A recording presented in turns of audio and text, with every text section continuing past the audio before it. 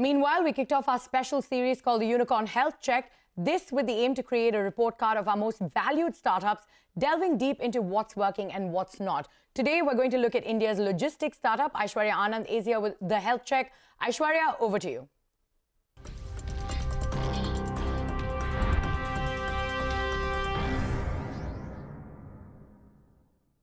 The logistics industry, which employs 22 million people and serves as the backbone for multiple sectors, is expected to be one of the major drivers for India's transformation into a trillion-dollar economy. The logistics industry in India was valued at $250 billion in 2021, and the market is projected to grow to $380 billion by 2025.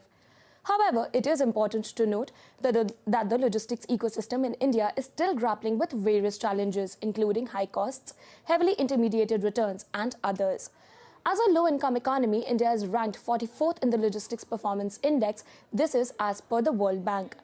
The cost of logistics in India is around 14% of the GDP, which is significantly higher compared to BRICS countries, as well as the US and Germany. The government has set a target to reduce this cost to 8% of the GDP by 2030.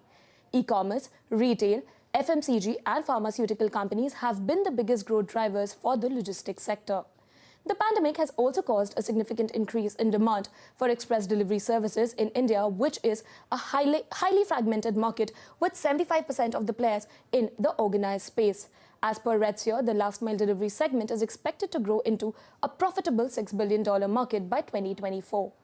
Riding on this growth, the logistic tech startups clocked an overall funding of $118 billion in the last 3 years.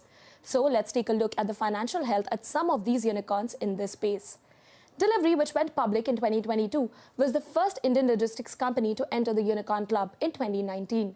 As of FY21, Delhivery was recognized as the fastest-growing, fully integrated logistics services provider in India by revenue. However, in FY23, the firm reported a net loss of Rs 196 crore as its operating revenue fell to Rs 1,824 crore. Now, nonetheless, the company stated that its overall business economics was still improving with an adjusted EBITDA margin of negative 3.7% in Q3 FY23. A competitor to Delhivery, Expressbees turned unicorn after a $300 million round led by Blackstone, TGP Growth and Chris Capital in 2022. The company demonstrated a strong financial performance in FY22 with revenues of more than Rs 1,900 crore, moving closer to break-even. Moreover, its EBITDA margin turned positive in FY22, expanding to 2.33% from minus 1.95% in FY21.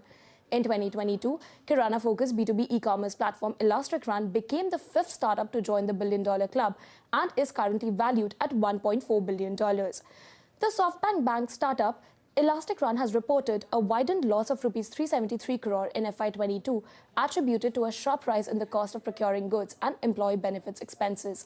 However, the company is not burning much cash as it spends a rupee to earn a rupee of revenue. Shiprocket, launched in 2017 and backed by Zomato, is an aggregator of 3PL companies and operates differently from other third-party logistic businesses. It partners with courier services such as Delhivery, Expressbees, DTDC, Shadowfax, and E-commerce Express rather than competing with them. In FY22, the logistics unicorn slipped into the red, reporting a consolidated loss of Rs 93.1 crore due to doubling of its expenses. The startup also posted a profit of Rs 12.5 crore in FY21.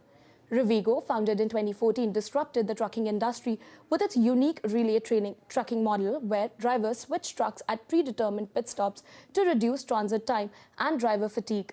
The company gained popularity and saw strong financial performance, reaching a valuation of $1 billion in 2019. However, the asset-heavy nature of the business model created scaling challenges and the company faced financial difficulties in 2020.